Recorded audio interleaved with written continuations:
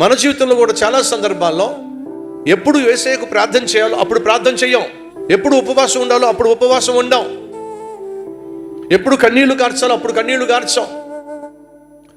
యాకోబు పత్రిక 5వ అధ్యాయం 13వ వచనంలో ఏముందో తెలుసా? మీలో ఎవరికైనా శ్రమ సంభవించినా అతడు ప్రార్థన చేయవలెను. ఈ సూత్రాన్ని ఖచ్చితంగా పాటించు.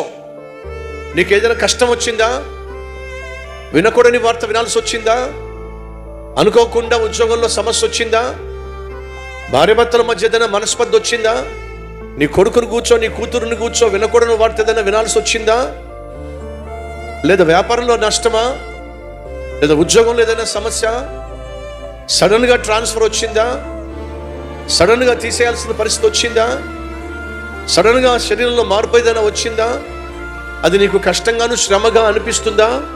అయితే మొదటిగా నువ్వు చేయాల్సింది ఏంటి తెలుసా? ఉన్న ఫలాన్ని మోకరించో, నీ గదిలో మోకరించో, ప్రార్థన చేయి. మీలో ఎవ్వరికైనా శ్రమ సంభవించినా వాడు ప్రార్థన చేయాలి.